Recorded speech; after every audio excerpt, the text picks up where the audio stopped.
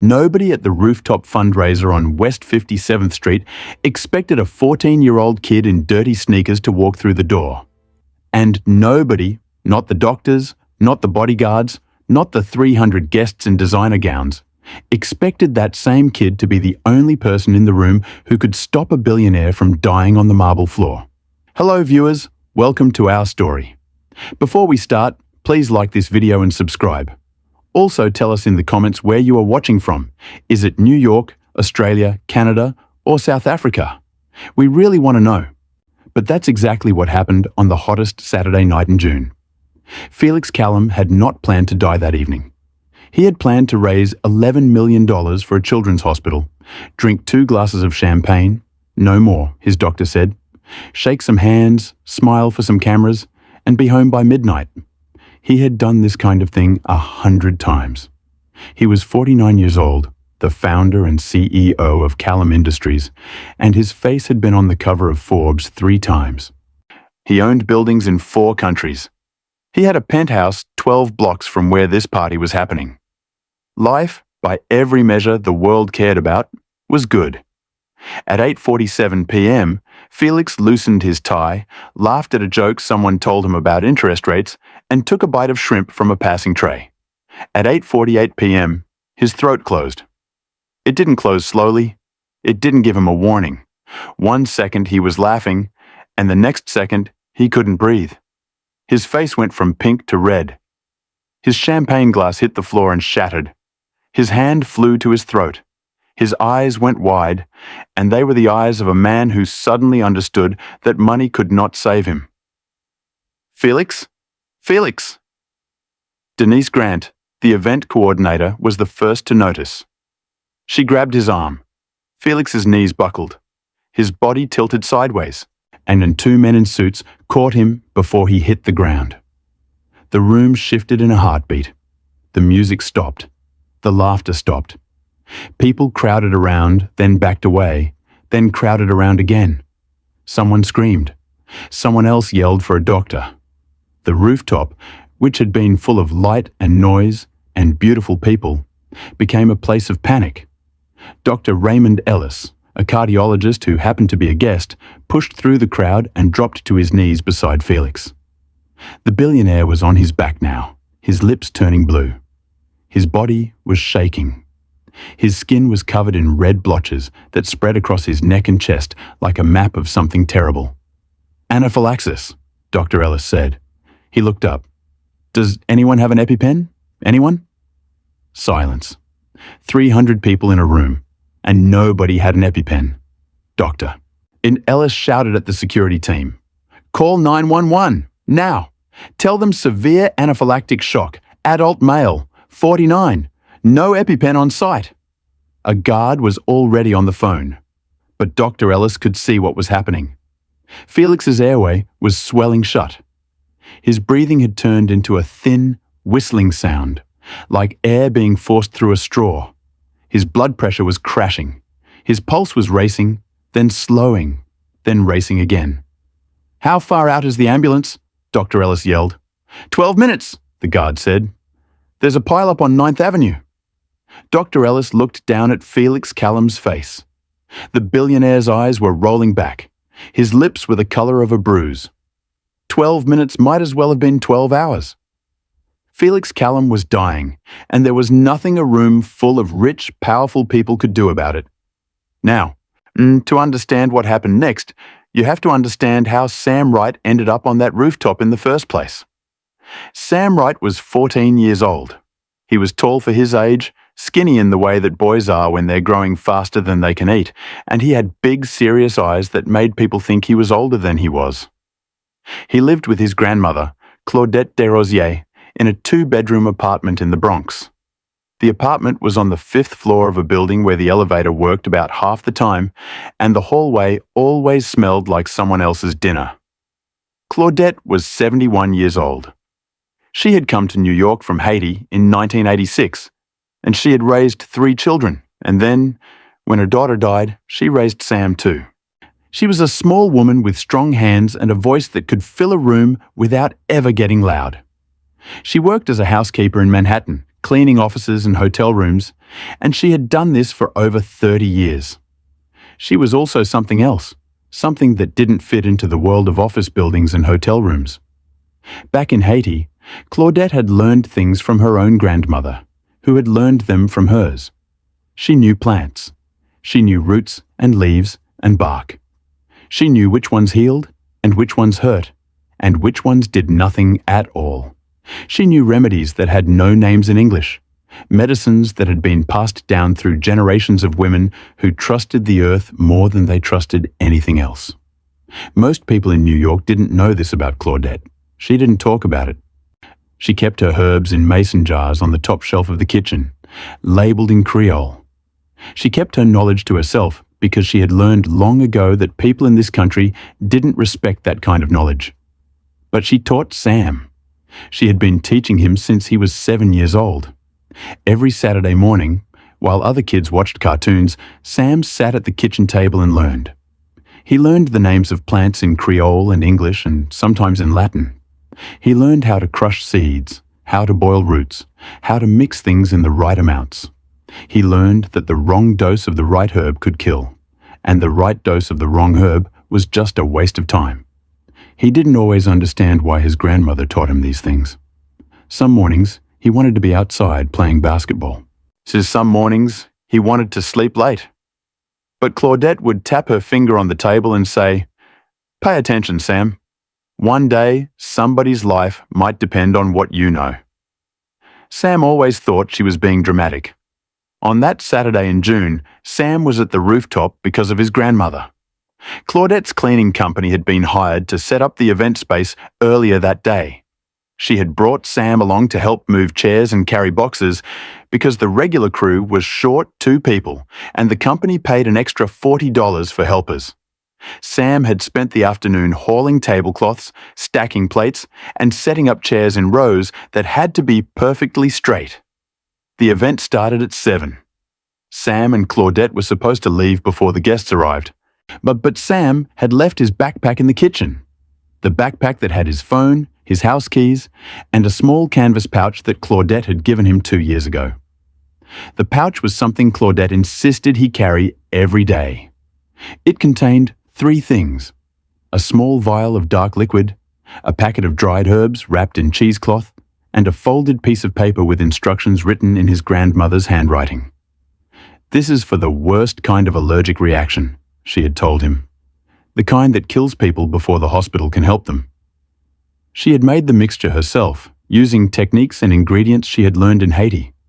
The dark liquid contained extracts from plants that grew wild in the Caribbean. Things that most American doctors had never heard of. Things that worked on the body in ways that Western science was only beginning to understand. Sam didn't think much about the pouch. It sat at the bottom of his backpack like a lucky charm he didn't really believe in. When Sam came back for his backpack, the party was already in full swing. He slipped through a service door, walked through the kitchen, and found his bag where he'd left it, wedged between a rack of wine glasses and a case of bottled water. He was on his way out when he heard the screaming. Sam walked toward the noise. He didn't run. He didn't push through the crowd. He just walked. Because Sam was the kind of kid who moved carefully in places where he didn't belong. He was the only person on that rooftop who wasn't wearing a suit or a gown. He was in jeans, a plain white t-shirt, and in sneakers that had been white once, but were now the color of concrete. He didn't belong here. He knew that. Everyone who looked at him knew that. But he walked toward the screaming anyway. He saw the crowd. He saw the man on the ground. He saw the doctor kneeling over the man, and he saw the fear on the doctor's face. Sam didn't know who Felix Callum was. He didn't know the man was a billionaire. He just saw a man who was dying, and he recognized what was happening. His grandmother had described this exact thing to him.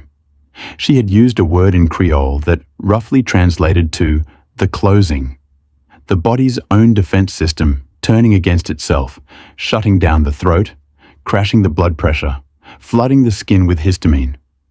His grandmother had treated it twice in Haiti, both times successfully, and both times when there was no hospital anywhere close. Sam opened his backpack. He took out the canvas pouch.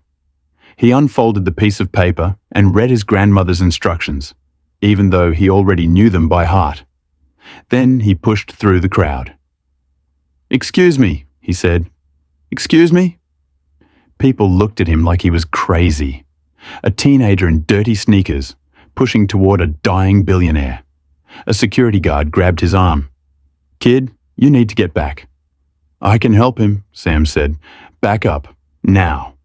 "Listen to me," Sam said, and his voice was steady even though his hands were shaking. "That man is having anaphylaxis. His airway is closing. Your ambulance isn't going to get here in time. I have something that can help." Dr. Ellis looked up. He saw a black kid holding a small vial of dark liquid and a packet of dried herbs. And for a moment, he almost dismissed him entirely. But Felix Callum was turning grey. The whistle in his breathing was getting thinner. The billionaire had maybe 3 minutes left, maybe less. "What is that?" Dr. Ellis asked. "It's a remedy," Sam said. "It's from Haiti.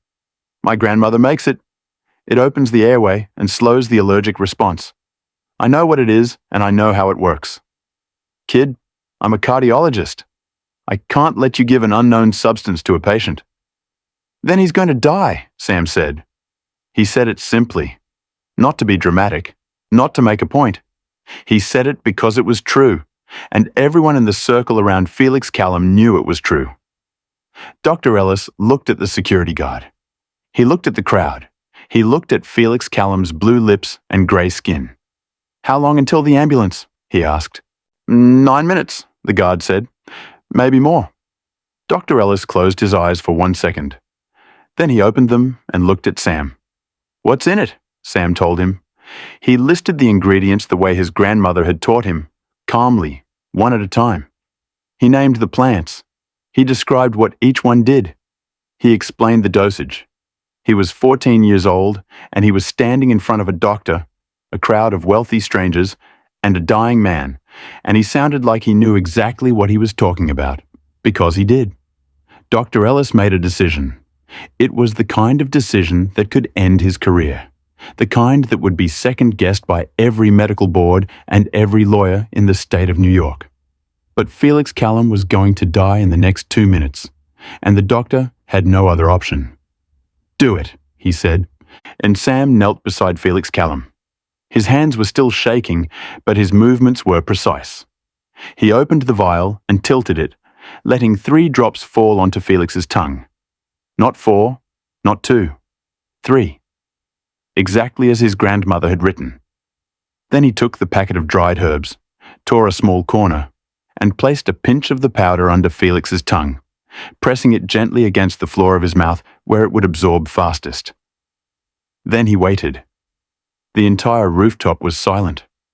300 people, and nobody was breathing except the kid on the floor and the man who might already be gone. 10 seconds. Nothing. 20 seconds. Nothing. 30 seconds. Felix Callum's chest heaved. The thin whistle of his breathing changed. It deepened. It got louder. It became rough and ugly. But it was breath. Real breath. It is the kind that fills the lungs and means the body is fighting. 45 seconds. The blotches on Felix's skin began to fade. Not all at once, but slowly, starting at the edges, pulling back like a tide going out. 1 minute. Felix Callum opened his eyes. He blinked. He looked up at the sky, which was dark and full of city light. He looked at the doctor beside him. He looked at the crowd of faces staring down at him.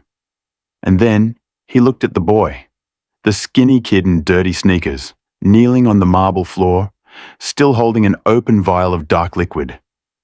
Felix tried to speak. His voice came out cracked, barely a whisper. "What happened?" "You had a severe allergic reaction," Dr. Ellis said, his own voice unsteady. "You stopped breathing." "This kid saved your life," someone in the crowd said. Felix Callum looked at Sam Wright. So Sam looked back at him. Neither of them said anything. There was nothing to say that would fit the moment. The ambulance arrived 4 minutes later. The paramedics took over, putting Felix on oxygen, starting an IV, loading him onto a stretcher. They confirmed what Dr. Ellis already knew. The anaphylaxis had been severe enough to kill. Without intervention, Felix Callum would have been dead before they arrived. One of the paramedics looked at the vial in Sam's hand. "What is this stuff?" "A remedy," Sam said. "My grandmother made it." The paramedic shook his head slowly. "Whatever it is, it worked." What happened after that night unfolded in ways that nobody, least of all Sam Wright, could have predicted. The story hit the news the next morning. It was everywhere. Local news, national news, social media. And the headlines were all variations of the same thing. A poor black teenager from the Bronx had saved a billionaire's life with a Haitian herbal remedy. People shared the story, argued about it, and turned it into whatever they needed it to be. Some people called it a miracle. Some people called it dangerous. Some doctors said Sam should be arrested for practicing medicine without a license. Some researchers said the ingredients in Claudette's remedy contained compounds that pharmaceutical companies had been studying for years. Everyone had an opinion. Sam didn't care about any of that. Felix Callum was released from the hospital 3 days later. The first thing he did when he got out was find Sam Wright. It wasn't hard. Felix Callum was the kind of man who could find anyone. He showed up at the apartment in the Bronx on a Tuesday afternoon. He came alone. No security, no cameras. He climbed the 5 flights of stairs because the elevator was broken. He knocked on the door and Claudette answered it. She looked at this man standing in her hallway. Tall, pale, expensive shoes, the kind of man she spent her days cleaning up after, and she knew immediately who he was. "You're the one Sam helped," she said. "Yes, ma'am." She opened the door wider. "Come in." Felix Callum sat at Claudette Desrosiers's kitchen table. The same table where Sam had learned about herbs and roots and remedies. The same table where Claudette had tapped her finger and said, "Pay attention." The kitchen was small and clean and smelled like coffee and something herbal that Felix couldn't identify. Sam came out of his bedroom. He was wearing basketball shorts and a t-shirt with a hole near the collar.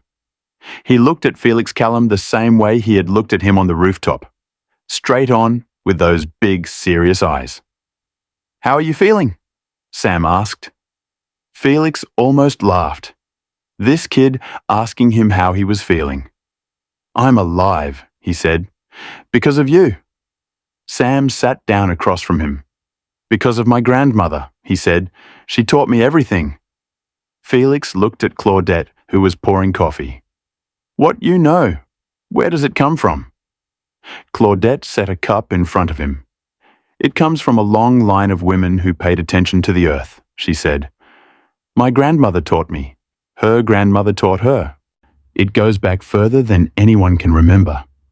Why doesn't anyone know about this? Claudette looked at him with an expression that was patient and also tired. "People know," she said. "The right people. But the world doesn't listen to women like me, Mr. Callum. The world doesn't listen to knowledge that doesn't come with a degree and a laboratory." Felix was quiet for a long time. He drank his coffee. He looked at the mason jars on the top shelf, the labels written in Creole. He thought about lying on that rooftop, feeling his body shut down, feeling death settle over him like a weight. He thought about all the money in his bank accounts, all the buildings with his name on them, and how none of it could have saved him. A 14-year-old boy with a vial of dark liquid had done what all his billions couldn't. I want to help," Felix said. "I want to do something." "You don't owe us anything," Sam said. "I know I don't owe you," Felix said, "but I want to help anyway." Over the next few weeks, Felix Callum did something that surprised everyone who knew him. He didn't just write a check and walk away. He sat down with Sam and Claudette, and he listened. He listened to what they needed, not what he thought they needed. Sam wanted to go to college. He wanted to study biology and medicine, but not just Western medicine. He wanted to study both, the science in textbooks and the knowledge his grandmother carried. He wanted to bridge the two, to find the place where they overlapped, to prove that what Claudette knew was real and valuable and worth taking seriously. Claudette wanted something simpler. She wanted a garden. She wanted a real garden with space to grow the plants she had been buying dried from specialty stores for 30 years. She wanted to teach other people what she knew the way she had taught Sam. Felix made it happen. He set up a scholarship fund for Sam, not just tuition, but everything: books, housing, supplies, whatever Sam would need for as long as he wanted to study. He leased a community space in the Bronx and hired contractors to build a greenhouse and teaching kitchen where Claudette could grow her plants and share her knowledge. And then he did something else. He funded a research initiative, partnering with a university, to study traditional Caribbean remedies using modern scientific methods. Not to replace traditional knowledge, not to take it over, but to document it, validate it, and then protect it from being dismissed or stolen. He didn't put his name on any of it. When reporters asked why, he said, "Because it's not mine. I'm just paying the bills." The afternoon Felix Callum told Sam about the scholarship, Sam sat at the kitchen table and cried. He didn't cry because he was sad. He cried because he was 14 years old, and he had spent his entire life watching his grandmother work 2 shifts a day, coming home with aching knees and swollen hands, and he had always known, in the quiet, terrible way that children know things, that the world was not set up to reward people like her. And now, somehow, it was. Claudette didn't cry. She sat in her chair by the window, looked out at the street below, and said, "I told you, Sam. I told you somebody's life would depend on what you know." "You were right," Sam said. "I'm always right," Claudette said. Sam laughed.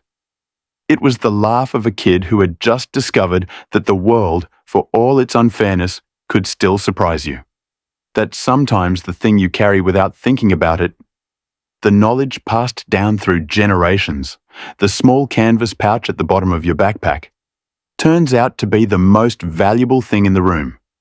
More valuable than all the champagne. More valuable than the designer gowns and the million-dollar views. More valuable than the billions sitting in Felix Callum's bank accounts. The thing that saved a life that night wasn't money. It wasn't technology. It wasn't power. It was a grandmother's wisdom, carried in the hands of a boy who had been told to pay attention. And he had.